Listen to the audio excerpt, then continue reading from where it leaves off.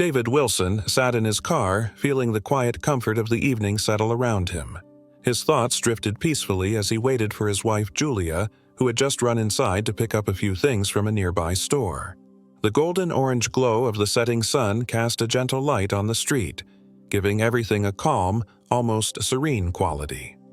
David let himself enjoy this rare moment of stillness, grateful for the brief pause in his otherwise demanding life. As a major general, he was used to constant movement, decision-making, and the weight of his responsibilities. But here, in this moment, he was simply a husband, patiently waiting. The air was still, and the street was quiet, a small, quiet pocket of the world where he could simply breathe. David's military career had trained him to stay sharp, but it had also gifted him with a unique patience and calm.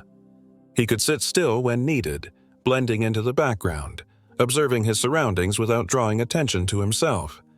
His car was clean and well-maintained, a testament to his organized, disciplined nature, and he leaned back, resting his hand lightly on the steering wheel.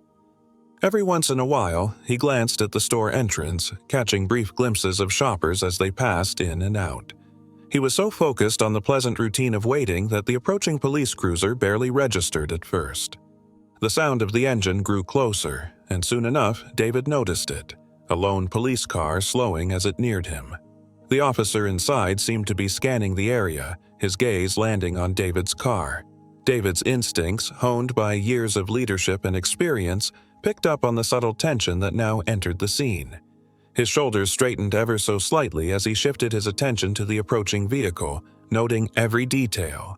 The officer's direct gaze, the purposeful deceleration. He didn't feel threatened, but he could sense that the tranquility of the evening was about to change. The officer, Mark, parked his car across the street and exited his vehicle, his posture stiff and expression serious.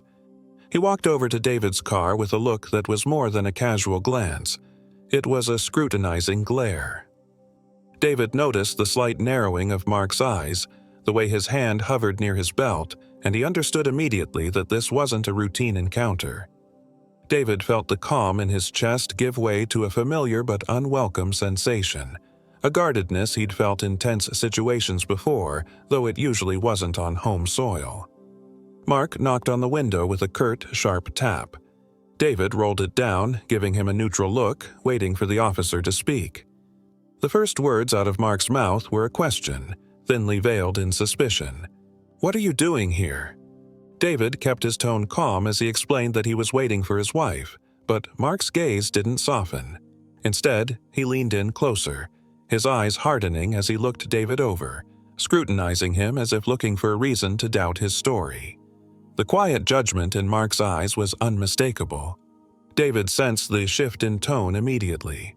Mark's body language, his unfriendly stance, the way he kept his hand close to his belt, it all spoke to something deeper than mere suspicion. David recognized the familiar signs of prejudice, an undercurrent that was disappointingly common, even in the structured life of military service. Mark's expression was firm, guarded, and his questions started taking on a sharper edge, each one prodding for some hint of guilt or wrongdoing. David felt the tension building, a tightness in his chest he hadn't felt in a while. The exchange began to take a more uncomfortable turn. Despite David's clear, calm responses, Mark continued to ask questions as though he were trying to catch David in a lie. The questions were pointed and aggressive, leaving little room for doubt about the officer's intentions. Mark's questions grew more personal, and his tone turned accusatory. David, still calm, answered each question with patience, refusing to rise to the bait. But Mark wasn't looking for answers. He was looking for excuses, pushing for any response that might give him a reason to escalate.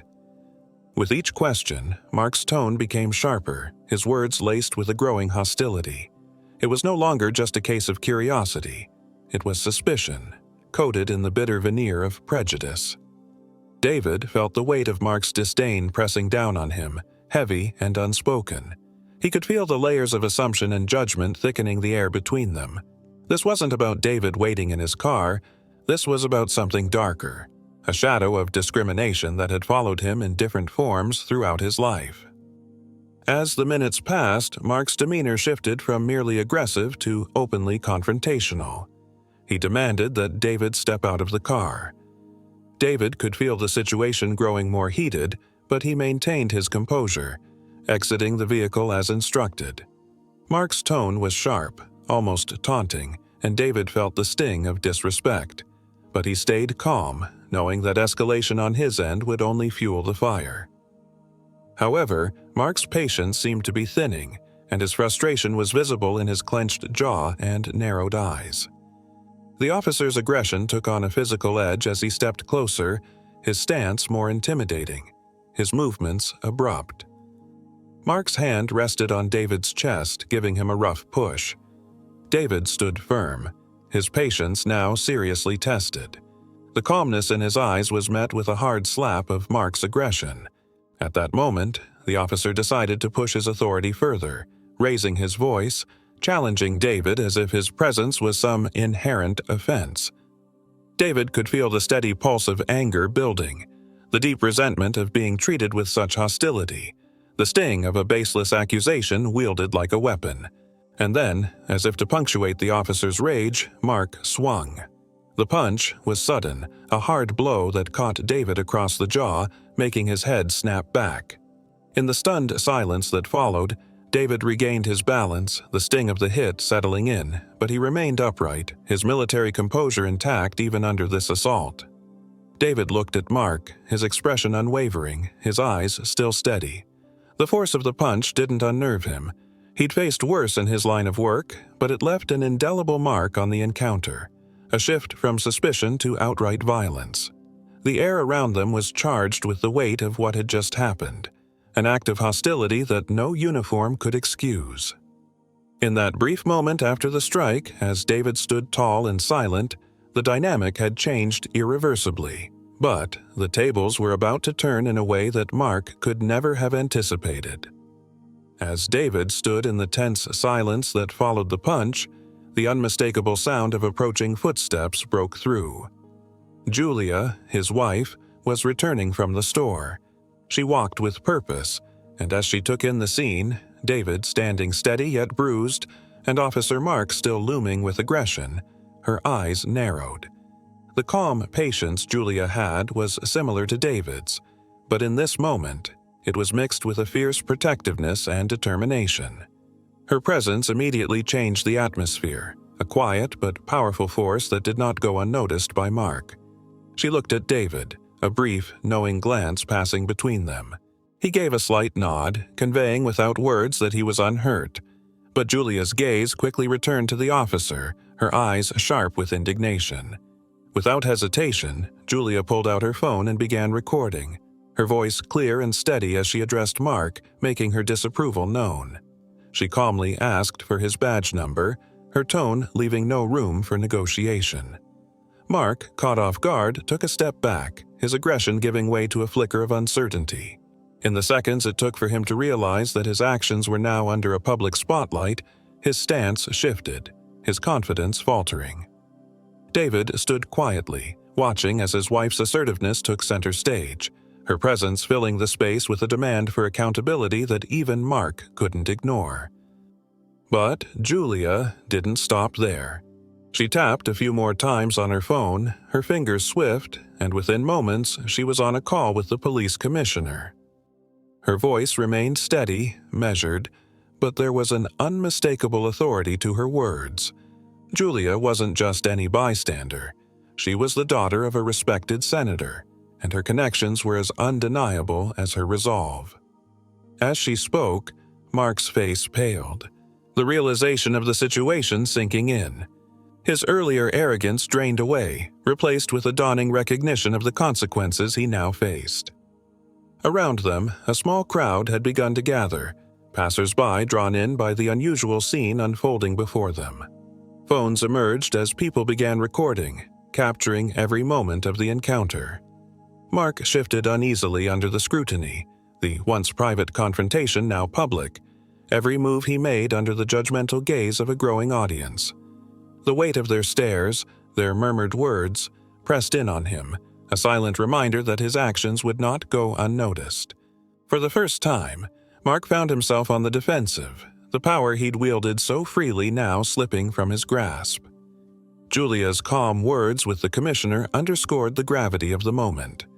She detailed what she had witnessed, her voice carrying an edge of restrained anger. Every word she spoke seemed to resonate, each sentence underscoring the officer's actions in a way that left little doubt of their severity. As she finished her conversation, the people watching exchanged glances, their faces filled with a mixture of shock and empathy. The crowd, now witnesses, added a layer of accountability that couldn't be ignored. Mark's expression shifted as he tried to grasp the implications of what was happening. The authoritative position he had clung to was unraveling before him. Each layer of his control peeled back under Julia's unflinching resolve. He looked at David, who stood calmly but unwavering, as if to seek some acknowledgement, some indication that he might still regain control of the situation. But David's gaze was steady and silent, a calm refusal to offer any reprieve. In that instant, Mark realized he was no longer the one in command. The reality of his actions and their impending consequences settled heavily upon him. The power he had tried to exert, the aggression he had displayed, had turned on him, becoming a force he could no longer control. Julia's assertive presence and her quick, decisive actions had stripped him of his authority, exposing his vulnerability in front of those he'd assumed would back his position. The silent condemnation of the crowd, coupled with Julia's powerful intervention, was a force greater than any uniform or badge he possessed. Julia took a step forward, her eyes never leaving Mark. She informed him that his actions had been recorded and documented, and that the proper channels would be pursued. There was no threat in her voice, only a promise of accountability. Mark, now visibly shaken, struggled to find his composure, the gravity of his actions pressing in from all sides. He'd been reduced from an officer wielding power to a figure under public scrutiny, facing the consequences of his prejudice in a way he had not anticipated. As Julia ended the call with the commissioner, she turned back to David, her expression softening as she looked at him, reassuring herself once more that he was unharmed. David gave her a faint smile, a silent acknowledgement of her strength and resolve. The crowd, sensing the shift in control, began to disperse, though many continued to watch from a distance, aware they had witnessed something far more profound than a simple confrontation. This moment, sparked by injustice and guided by Julia's fierce determination, had changed the dynamic entirely. Mark stood there, a man stripped of his former confidence, left to grapple with the reality of his own actions. As the confrontation wound down and the tension began to dissipate, David took a long, steadying breath. The public nature of the incident, captured on countless phones and witnessed by passers-by, had already changed the narrative entirely. Mark was left standing on the curb, his gaze a mixture of defiance and shame, his authority stripped away by his own actions. In a few quiet words, Julia reminded him that his badge number and conduct would be formally reported, leaving no ambiguity about the consequences he would soon face. The arrival of a senior police official minutes later underscored the gravity of what had just unfolded. It wasn't long before Mark was pulled aside by his superior, his actions thoroughly scrutinized. As David observed the situation, he felt the magnitude of what had occurred settle over him. He had always understood the weight of power and responsibility, and the stark contrast between his own disciplined restraint and Mark's reckless use of authority only made the outcome more impactful. The senior officer informed Mark that his badge and gun were to be surrendered pending a full investigation, and in a swift, almost symbolic move, Mark handed them over, his grip reluctant, his face sullen.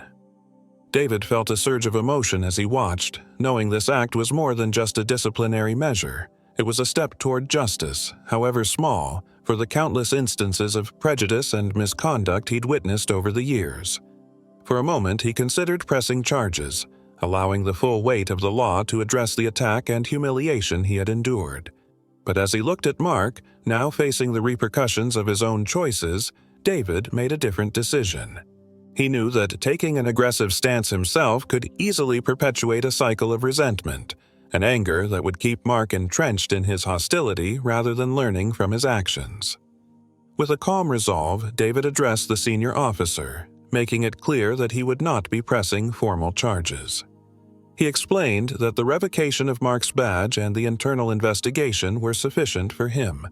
His words carried a quiet power, conveying that justice could be meted out without fueling further hatred. David's choice was as intentional as it was principled. He knew that a lesson carried out with measured consequence could hold more weight than an outright punitive one. Julia gave David a small, approving nod, understanding the depth of his choice. In their years together, she had seen this side of him, this strength in restraint, this willingness to confront injustice without letting it consume him. Her respect and admiration were evident, and David knew that his decision was as much about preserving his own values as it was about sending a message to others. As the official wrapped up the scene, David and Julia made their way back to the car. Once inside, they sat in silence for a moment, each processing the whirlwind of events. Julia reached over, placing a gentle hand on David's, and they shared a quiet look. David's gaze softened as he took in the resilience and empathy in his wife's eyes, feeling a renewed sense of purpose and gratitude. She had stood by him with strength and conviction, challenging injustice head-on, and he felt an overwhelming sense of pride in her courage. After a moment, Julia broke the silence, her voice soft yet resolute. "This isn't just about us, is it?" she said, her words lingering in the air. David nodded slowly, acknowledging the larger implications of what they had faced. Together, they reflected on the unfortunate prevalence of these injustices and the importance of using moments like these to inspire change. His choice not to press charges was not about letting Mark off the hook. It was a deliberate decision to address the problem from a place of wisdom and control, modeling the very integrity that he hoped to see mirrored back in society. As they drove away, David felt a sense of closure, not just for the immediate incident, but for the deep-seated challenges they had chosen to face together. He knew that, while this encounter had come to an end, its ripple effects might reach further than either of them could see. He was leaving without anger, his sense of dignity intact, and with a quiet assurance that his decision would hold its own kind of weight. Mark's badge may have been revoked, but David understood that this moment carried a message beyond a single consequence. It was a reminder of the accountability that all should hold in positions of authority. As the days passed, David couldn't shake the unease that lingered from the confrontation with Mark. Something about the officer's aggression had felt personal, as if it stemmed from a place beyond mere prejudice or power abuse. Driven by an instinct to understand the full story, David decided to look deeper into Mark's background. Using his network of contacts within law enforcement, David reached out discreetly, hoping to gain insight without attracting unnecessary attention. The information he uncovered revealed a complicated history. Mark had a younger brother, Ethan, who had been involved in a difficult incident years prior that had led to his incarceration. As David read further, he discovered that Ethan's case had intersected with the military, specifically an operation David had overseen in the past. Ethan had served as a low-ranking soldier, and though his missteps were largely of his own making, the fallout had been significant. David recalled the case and remembered that despite his efforts to handle the situation with fairness, Ethan had borne a strong resentment toward the military, feeling abandoned and betrayed. Through various documents and reports, David pieced together the depth of Mark's frustration. It appeared that Mark had internalized his brother's bitterness, viewing the military as an institution that had turned its back on Ethan. Though David had no direct involvement in Ethan's ultimate fate, he recognized how easily anger and resentment could grow, fueled by personal grievances and familial loyalty. Mark's grudge against the military, and by extension anyone who represented it, had likely simmered for years, festering into a bias that affected his behavior on the job. David's discovery left him with a mixture of frustration and empathy. He understood the complexities of loyalty and resentment, but he also knew that personal grudges had no place in professional conduct, especially when wielded with the authority of a police badge. Mark had let his bitterness overshadow his duty, blurring the line between personal grievance and professional ethics. David recognized that confronting Mark wasn't just about addressing what had happened on the street that day. It was about confronting the deeper biases and unchecked resentment that had driven Mark's actions. Deciding that a direct approach was necessary, David arranged a private meeting with Mark. He wanted to give the officer a chance to explain himself, to confront the underlying anger that had surfaced during their encounter. When they met, the tension in the room was palpable. Mark entered with a defensive posture, his gaze wary and guarded. David could see the stubbornness in his expression, the lingering resentment that lay just below the surface. David began by addressing the incident directly, recounting each moment with a clarity and calmness that left little room for denial. He then shifted to what he had uncovered about Mark's past, speaking about Ethan with a sensitivity that surprised even Mark. The mention of Ethan's name broke through Mark's defenses, his posture softening as he realized that David knew more than he had expected. For the first time, the anger in Mark's eyes wavered, replaced by a mixture of guilt and vulnerability. Mark's response was initially defensive, as he tried to justify his actions by pointing to the hurt and frustration he had felt on behalf of his brother. But David's steady gaze and unflinching stance forced Mark to confront the reality of his behavior. David reminded him that while personal pain and loyalty were understandable, they could never justify using authority as a weapon. He urged Mark to recognize the damage he had done, not only to others, but also to himself, by letting resentment guide his actions. As their conversation continued, Mark's tone softened, the anger giving way to an admission of guilt. For the first time, he acknowledged the role his own biases had played, the way he had allowed his brother's story to cloud his judgment and impact his work.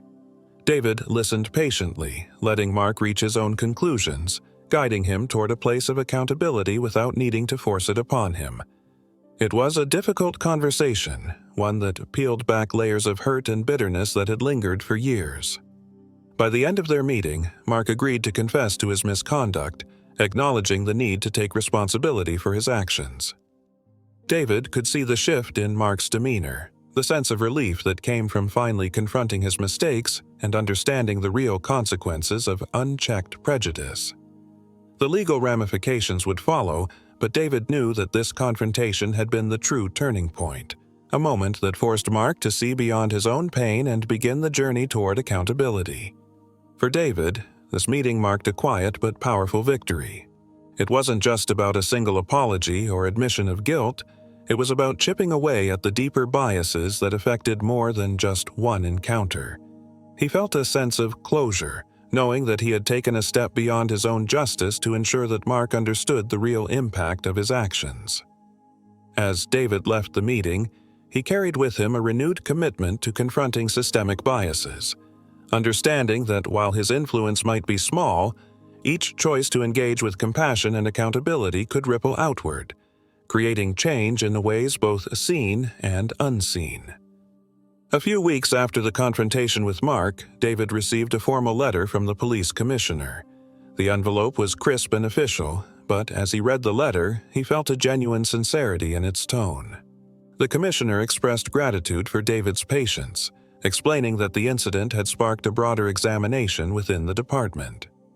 He acknowledged that while Mark's actions had been individual, they reflected a deeper systemic issue that demanded attention. In the letter, the commissioner pledged to implement new training and accountability measures aimed at addressing biases, both conscious and unconscious, within the force. There was a commitment to reevaluate certain policies, a willingness to confront uncomfortable truths. David read the letter carefully, recognizing that while it was just a first step, it held significance. It was a formal acknowledgement of the flaws within the system, an understanding that something needed to change. It was rare, he knew, for institutions to face their own weaknesses openly, and the commissioner's honesty gave him a sense of cautious optimism. David appreciated that his experience had been the catalyst for this reflection. that his decision to handle the situation with restraint had been met with genuine concern for reform. He felt a small, quiet satisfaction, knowing he'd played a part in moving the needle, even if slightly, toward a more just system. Later that day, David shared the letter with Julia. She read it intently, her face thoughtful as she took in the commissioner's words. When she looked up, her expression held a mixture of pride and hope. "It's not everything, but it's something," she said softly, echoing David's own thoughts. They both knew that real change was a marathon, not a sprint, and while this was only one step, it was a meaningful one. Julia placed the letter carefully back in its envelope, as if preserving a piece of a larger journey, a moment of progress worth remembering. As they prepared to leave the house that evening, David and Julia shared a quiet moment, a sense of peace settling between them. They had faced something difficult together, and in doing so, they had made a difference, however small. They walked out of their home with a renewed sense of purpose, each carrying the weight of the experience in their own way, yet feeling lighter for the change they had helped inspire. David knew that this wasn't the end of the journey but rather a point of resilience, a reminder of the impact they could have when they faced challenges with integrity and courage. Before they left, David glanced one last time at the letter, feeling a sense of hope that others in power would join him in this fight for justice, that this acknowledgement would lead to deeper reform. He knew there would be other battles, other challenges to confront, but tonight he felt a measure of peace, knowing they had taken one meaningful step toward change. In the closing moments of the video, the screen fades to black, replaced by a single, powerful message. The narrator invites viewers to reflect on what they've witnessed, encouraging them to think critically about the issues raised. A call to action appears, urging viewers to share their own stories, to engage with others in conversations about justice, fairness, and accountability. The video suggests that while David's story is unique, it is also universal, a testament to the resilience required to challenge systemic injustice, to demand change, and to do so with grace and determination. The final message serves as a reminder that stories like David's are not just isolated incidents, but part of a larger narrative, one that requires the attention and action of everyone to create a more just and equitable world. As the screen fades out, viewers are left with a lingering sense of hope, a reminder that change is possible, even if it comes one step at a time.